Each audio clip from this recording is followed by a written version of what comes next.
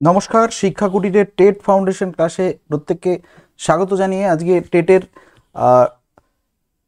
Unit 2 শুরু করব। তো ইউনিট 2 হচ্ছে শিক্ষার্থী ও তার বংশগতি এবং বংশগতির প্রভাব, এই বিষয়টা নিয়ে আমরা আলোকপাত করব। তো দেরি না করে আমাদের মূল আলোচনায় আমরা চলে যাই। তো সেক্ষেত্রে আমাদের প্রথমে বংশগতি কাকে বলে সেটা একবার জেনে নেব, তারপরে আমরা কিন্তু জেনে নেব যে যে শিক্ষার্থী ও তার বংশগতি কী এবং সেই সঙ্গে বংশগতির প্রভাব কী আছে সেটা আমরা একবার জেনে নেব। খুব সংক্ষেপে জেনে নেওয়ার চেষ্টা করব যাতে আমাদের খুব সংক্ষিপ্তভাবে বিষয়বস্তুটাকে আমরা তুলে ধরতে পারি এবং আলোচনা করতে পারি।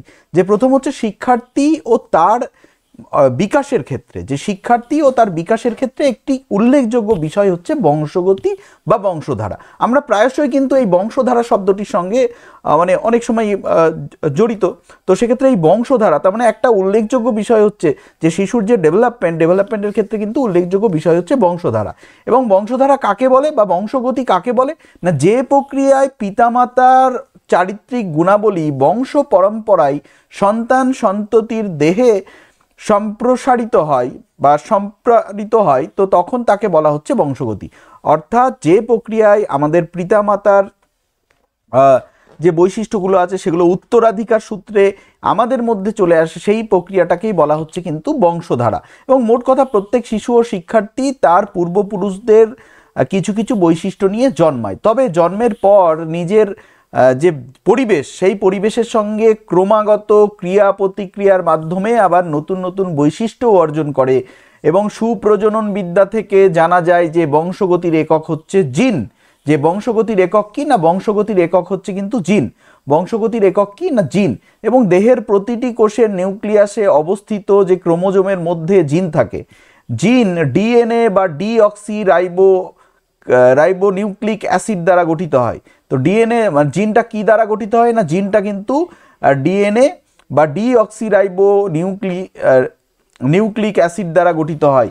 এই জিনই কিন্তু বংশধারার ধারক এবং বাহক। এই জিনই হচ্ছে বংশধারার ধারক ও বাহক। প্রতিটি শিশুর শিক্ষার্থীর শারীরিক মানসিক চারিত্রিক বিকাশের ক্ষেত্রে কিন্তু জিন দ্বারা নিয়ন্ত্রিত হয়ে থাকে।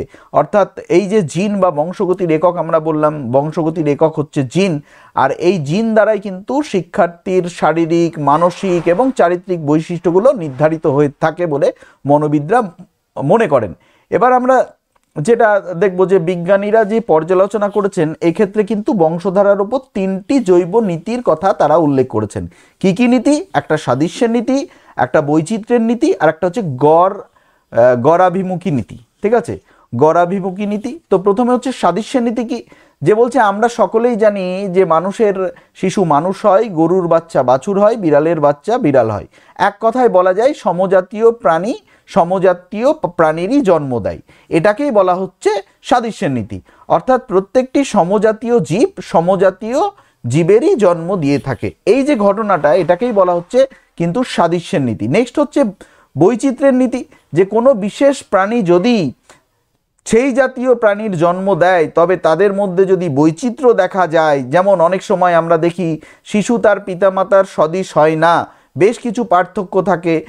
এমন অনেক দৃষ্টান্ত আছে যেখানে উন্নত বুদ্ধিসম্পন্ন পিতামাতার সন্তান স্বল্প বুদ্ধিসম্পন্ন হয়, সুন্দর পিতামাতার সন্তান কুৎসিত হয়। এটাকেই বলা হচ্ছে বৈচিত্র্যের নীতি।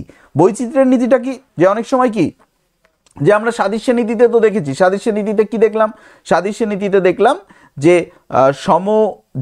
সমজীবেরই উৎপন্ন দেয়, মানে যে কোনো প্রাণী সেই প্রাণীরই উৎপন্ন হয় সেই প্রাণী থেকে। তো সেক্ষেত্রে সেটা সাদৃশ্যের নীতি। এবার বৈচিত্র্যের নীতিটা কি, যে অনেক সময় দেখা যায় যে একই জাতীয় প্রাণীর জন্ম দিলেও তাদের মধ্যে বেশ কিছু বৈচিত্র্য থাকে। যেমন আমরা দেখি যে অনেক সময় শিশুর পিতামাতার সদৃশ হয় না, যেমন উদাহরণ হিসাবে যে উন্নত বুদ্ধিসম্পন্ন পিতামাতার সন্তান স্বল্প বুদ্ধিসম্পন্ন হলো, এটাকে বৈচিত্র্যের নীতি বলছে। এটা একটা স্বাভাবিক ব্যাপার, প্রাকৃতিক ব্যাপার। এবং তারপরে রয়েছে যেটা হচ্ছে গড়াভিমুখীর নীতি, যে এই সূত্রে কি বলা হচ্ছে যে বৈচিত্র্য বা পার্থক্যের একটা নিয়ম অবশ্যই আছে, কিন্তু এই নিয়মে বলা হয়েছে মানুষের প্রবণতা হলো গড়ের দিকে যাওয়া, যে মানুষের প্রবণতা সবসময় গড়ের দিকে যাওয়া। পিতামাতা উভয়ই যদি লম্বা হয় সেক্ষেত্রে সন্তান পিতামাতার থেকে খর্বাকার হবে না, অর্থাৎ গড়ের দিকে যাবার প্রবণতা একটা থাকে। যে বৈচিত্র্যের নীতি অনুযায়ী লম্বা সেটা বেটে হতে পারে, কিন্তু এখানে গড়াভিমুখী হচ্ছে কি না, গড়াভিমুখী বলছে যে যদি লম্বা হয়, পিতামাতা উভয় লম্বা হয়, তাহলে কিন্তু সে খর্বাকার হবে না, কিন্তু লম্বার দিকে যেতে পারে, হয়তো লম্বা নাও হতে পারে। তো এটাকেই বলা হচ্ছে গড়াভিমুখী নীতি। এইবার আমরা যেটা আলোচনা করব যে পরিবেশের প্রভাব। তো পরিবেশের প্রভাব সম্পর্কে বিভিন্ন বিজ্ঞানী কিন্তু বিভিন্ন পরীক্ষা নিরীক্ষা করেছেন। তো সেই পরীক্ষাগুলো আমরা এক এক করে আলোচনা করব, কারণ আমাদের পরীক্ষা থেকেও হয়তো প্রশ্ন দিয়ে দিতে পারে, কারণ এখন যা প্রশ্নের প্যাটার্ন আসছে তাতে কিন্তু কথা বলার অপেক্ষা রাখে না যে প্রশ্নের প্যাটার্ন অনুযায়ী তোমার সব কিছুই জেনে রাখা ভালো যে পরিবেশবাদী কি আমরা এতদিন যেটা আমরা পড়িয়েছি। তো সেক্ষেত্রে কি হয়েছে, সেক্ষেত্রে একটা বিষয় দেখা গেছে যে পরিবেশবাদী কারা, এইটুকুনিতেই সীমাবদ্ধ ছিলাম আমরা, কিন্তু এখন এইটুকুনিতে সীমাবদ্ধ থাকলে হবে না। এক্ষেত্রে কি করতে হবে, আমাদের মোটামুটি যতটা সম্ভব পরীক্ষাগুলো কিন্তু জেনে নিতে হবে। যেমন ধরো এখানে আমরা গ্যালটনের অভিক্ষা পড়বো, ম্যাকপারসনের অভিক্ষা সহ বেশ কিছু গুরুত্বপূর্ণ অভিক্ষা পড়বো, এবং সেই সঙ্গে সঙ্গে বংশগতির গুরুত্বপূর্ণ দিকগুলো আমরা চিহ্নিত করব যাতে আমাদের কোনো রকম সমস্যা না হয়। যে প্রথমে আমরা গ্যালটনের বিখ্যাত একজন বংশগতি ধারার একজন মনোবিদ, তো যে গ্যালটনের আমরা পরীক্ষাটা পড়বো। যে গ্যালটন এক্সপেরিমেন্ট তিনি করেছিলেন কবে না 1822 থেকে 1911 সাল পর্যন্ত। তো যাই হোক গ্যালটনের যে রয়েছে সেটা, তো যাই হোক গ্যালটন হলেন প্রথম বিজ্ঞানী যিনি মানুষের বংশধারা, প্রকৃতি ও মাত্রার উপর সমীক্ষা করেন। এখানে কিন্তু খুবই গুরুত্বপূর্ণ বিষয় রয়েছে যে গ্যালটন কি না, গ্যালটন কে? গ্যালটন হচ্ছে প্রথম বংশধারাবাদী বিজ্ঞানী, প্রথম বংশধারাবাদী বিজ্ঞানী যিনি বংশগতির, প্রকৃতি, মাত্রার উপর পরীক্ষা করেছেন বা সমীক্ষা করেছেন। তিনি ইংল্যান্ডের 997 জন খ্যাতিমান ব্যক্তির সন্ধান পেয়েছিলেন, যাদের পরিবারের মধ্যে 332 জন হলেন প্রতিষ্ঠিত ব্যক্তি। অন্যদিকে 997 জন সাধারণ ব্যক্তিদের পরিবারের মধ্যে মাত্র একজন ব্যক্তির সন্ধান পান যিনি কিন্তু বিখ্যাত। এই তত্ত্ব কিন্তু গ্যালটনের বংশধারাবাদকে আরও শক্তিশালী করেছিল। অর্থাৎ গ্যালটন যে পরীক্ষাটা করলেন সেখানে কিন্তু দেখিয়ে দিলেন যে জিনের কতটা ভূমিকা আছে, বংশগতির কতটা ভূমিকা আছে। যে তিনি কি করলেন, যে ইংল্যান্ডের খ্যাতনামা 997টা ব্যক্তির সন্ধান পেয়েছিলেন, এবং যাদের পরিবারের মধ্যে 332 জনই হচ্ছে প্রতিষ্ঠিত ব্যক্তি। আবার ঠিক একই রকমভাবে তিনি 997 জন সাধারণ ব্যক্তির পরিবারের ওপরে সমীক্ষা করে দেখেন মাত্র একজন সেখানে বিখ্যাত ব্যক্তির সন্ধান পেয়েছিলেন। এই পরীক্ষা থেকে কিন্তু একটা বিষয় কিন্তু পরিষ্কার যে বংশধারার কিন্তু গুরুত্বপূর্ণ ভূমিকা রয়েছে। নেক্সট হচ্ছে আমরা যেটা পড়বো সেটা হচ্ছে ম্যাকপারসন। তো ম্যাকপারসন কি বলছেন, যে ম্যাকপারসনের সমীক্ষা কি, যে ম্যাকপারসন সমীক্ষা করেন হোমিনি পরিবারের ওপর। এই পরিবারের মাতা পিতা উভয়ই ছিলেন স্বল্প বুদ্ধি সম্পন্ন দৈহিক প্রতিবন্ধী। সমীক্ষায় দেখা গেছে এদের 7 জন সন্তানের মধ্যে 2 জন মানসিক প্রতিবন্ধী এবং 2 জন অপরাধ প্রবণ, অর্থাৎ 2 জন অপরাধ প্রবণ। এখান থেকেও কিন্তু তার মানে বংশধারার একটা প্রভাব কিন্তু লক্ষ্য করা যাচ্ছে। এখান থেকেও কিন্তু আমরা বলতে পারি যে বংশধারার একটা প্রভাব রয়েছে। আচ্ছা, এরপরে যে রয়েছে সেটা আমরা একটু আলোচনা করে নেব, তাহলে পরে আমাদেরও সুবিধা হবে। তো গ্যালটন হলো, ম্যাকপারসন হলো, এইবার আমরা গডারের সমীক্ষাটা পড়বো। ঠিক আছে, গডারের সমীক্ষাটা পড়বো আমরা। তো গডারের কি বলছেন, যে গডারের সমীক্ষাটা আমরা একবার দেখে নিই গডার কি বলতে চেয়েছেন। যে গডার্ড 1914 সালে কালিকাক পরিবারের ওপর সমীক্ষা করেছিলেন। এই পরিবারের কর্তা মার্টিন কালিকাক ছিলেন আমেরিকার একজন সৈনিক, যিনি প্রথমে মানসিক প্রতিবন্ধী একজন মহিলাকে বিবাহ করেন। এই দম্পতি থেকে আগত প্রজন্মের 480 জন ব্যক্তির মধ্যে 143 জন মানসিক প্রতিবন্ধী এবং 291 জন গড়ের কাছাকাছি এবং 46 জন স্বাভাবিক বুদ্ধিসম্পন্ন। পরবর্তীকালে মার্টিন একজন বুদ্ধিমতী মহিলাকে বিবাহ করেন। সেই দম্পতি মানে এই দম্পতি থেকে আগত 486 জন সদস্যদের মধ্যে 2 জন ব্যতীত সকলেই উন্নত বুদ্ধিসম্পন্ন ছিলেন। তো তাদের অনেকেই শিক্ষক, আইনজীবী, ব্যবসায়ী ইত্যাদি ছিলেন। তো এই পরীক্ষা থেকে কিন্তু গডার্ডের যে পরীক্ষাটা আমরা দেখলাম এখানেও কিন্তু যে জিনের প্রভাব বা বংশগতির প্রভাব কিন্তু স্পষ্ট। এরপরে আমরা যেটা করবো যে ডাগডেল বলে একজন বিখ্যাত বংশধারাবিদ ছিলেন। তিনি ডাগডেল কুলপঞ্জি পরীক্ষার সময় লক্ষ্য করেন যে উইক্স নামে এক কয়েদির বংশের বেশিরভাগই জেলখানার কয়েদি এবং চোর। তো এক কথায় আমরা এতক্ষণ যত পরীক্ষাগুলো পড়ছি সেক্ষেত্রে কিন্তু সবারই একটা বিষয় লক্ষ্য করছি যে আমরা কিন্তু যে বংশধারার প্রভাব কিন্তু খুবই গুরুত্বপূর্ণ। এবার একটা আরও একজন বিখ্যাত মনোবিদ ছিলেন টারম্যানের যে পরীক্ষা, টারম্যান কি করেছিলেন না 1000 ছেলেমেয়ের বুদ্ধির পরীক্ষা করে তাদের পিতামাতার বুদ্ধির সঙ্গে তুলনা করে তিনি সিদ্ধান্তে আসেন যে বংশধারার সঙ্গে তাদের বুদ্ধাঙ্কের গুরুত্বপূর্ণ ভূমিকা রয়েছে। বংশধারার সঙ্গে কিন্তু তাদের বুদ্ধাঙ্কের ঘনিষ্ঠ সম্পর্ক রয়েছে। এবার বিভিন্ন বংশধারাবিদ কিন্তু যমজ শিশুর ওপর পরীক্ষা নিরীক্ষা করেছেন। সেই যমজ শিশুর ওপর পরীক্ষা নিরীক্ষা করেছেন, যার মধ্যে উল্লেখযোগ্য হচ্ছে নিউম্যান, তা হচ্ছে ফ্লেইনগ্লোড প্রমুখ মনোবিদ সমকোষী যমজের ওপর পরীক্ষা চালিয়ে এই সিদ্ধান্তে আসেন যে ব্যক্তির বিকাশে বংশগতির প্রভাব অপরিসীম।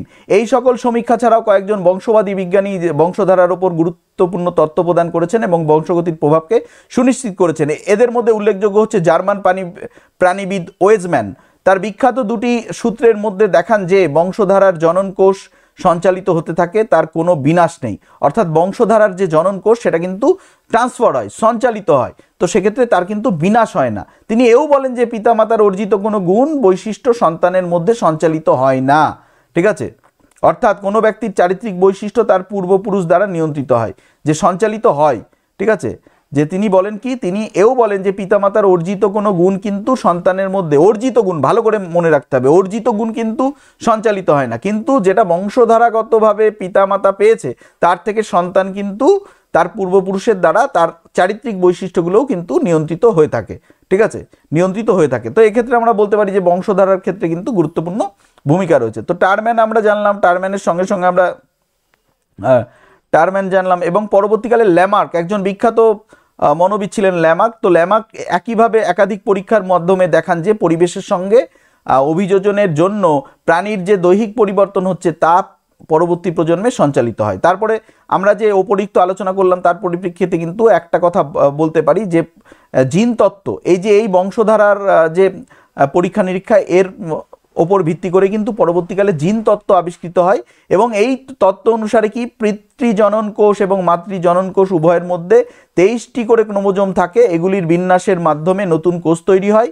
এই বিন্যাস মানুষের দৈহিক মানসিক চারিত্রিক বৈশিষ্ট্য নির্ধারণ করে থাকে।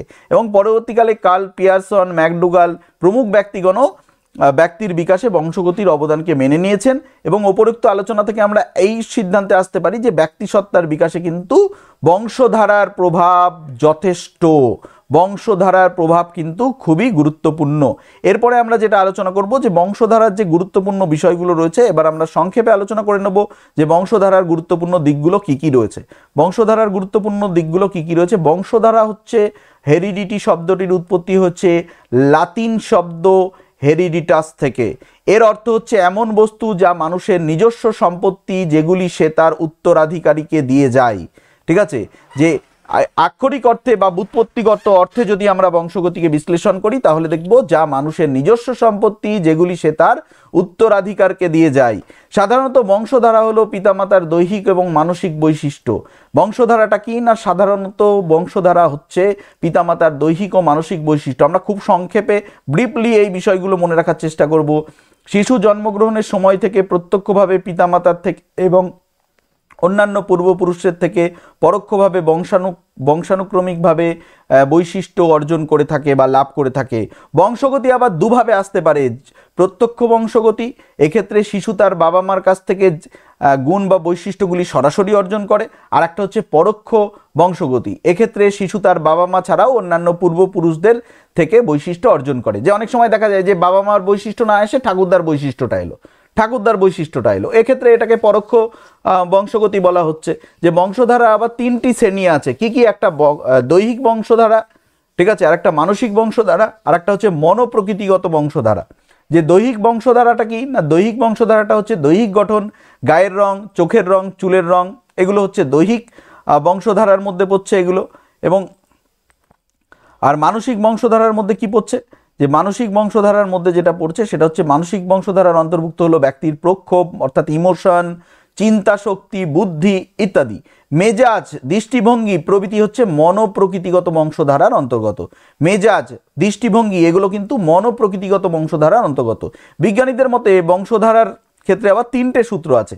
যেমন প্রত্যেক প্রাণী তার নিজের বৈশিষ্ট্য সম্পন্ন আপত্য জীব প্রদান করে থাকে। ঠিক আছে, লাইক বিগেটস লাইক, অর্থাৎ আমরা সাদৃশ্য নীতির কথা এখানে বললাম। বংশগতির ঝোঁক সবসময় গড়ের দিকে যায়, এটা হচ্ছে গড়াভিমুখীর কথা বললাম। এবং সি যেটা রয়েছে, সাধারণভাবে সন্তানরা পিতামাতার মতো হলেও এর ব্যতিক্রম হয়ে যায়, এটাকে বলা হচ্ছে পার্থক্যের সূত্র বা বৈচিত্র্যের সূত্র বা বৈসাদৃশ্যের সূত্র বা ল অফ ভ্যারিয়েশন। এবং বংশগতির মৌলিক সূত্র সমূহ সর্বপ্রথম প্রদান করেছিলেন কে? মেন্ডেল। এটা কিন্তু মনে রাখতে হবে, বংশধারার যে প্রথম মৌলিক সূত্র সেটা কিন্তু প্রদান করেছিলেন মেন্ডেল। তার মূলত দুটি সূত্র আছে, একটা হচ্ছে পৃথকীকরণের সূত্র, ঠিক আছে, আর একটা হচ্ছে কি যে এই পৃথকীকরণের সূত্র অনুসারে কি বলা হচ্ছে, যে পৃথকীকরণের সূত্র অনুসারে বলা হচ্ছে যে বিপরীতধর্মী বৈশিষ্ট্য কখনোই পরস্পর মিশে যায় না, জননকোষ সৃষ্টির সময় তারা পৃথক হয়ে যায়, ঠিক আছে। আর দ্বিতীয় হচ্ছে স্বাধীন বিন্যাসের সূত্র বা ল অফ ইন্ডিপেন্ডেন্ট অ্যাসর্টমেন্ট। এই সূত্র অনুযায়ী বিপরীতধর্মী একজোড়া বৈশিষ্ট্য অন্যান্য বৈশিষ্ট্যের উপর নির্ভরশীল নয়, বরং স্বাধীনভাবে বংশ পরম্পরায় তার বিকাশ ঘটে থাকে বা প্রকাশ ঘটে থাকে। তো এক্ষেত্রে আমরা যেটা আজকের টোটাল আলোচনা করলাম, সেক্ষেত্রে আমরা কিন্তু একটা বিষয় পরিষ্কার যে শিশুর বিকাশের ক্ষেত্রে কিন্তু বংশধারার গুরুত্বপূর্ণ ভূমিকা রয়েছে।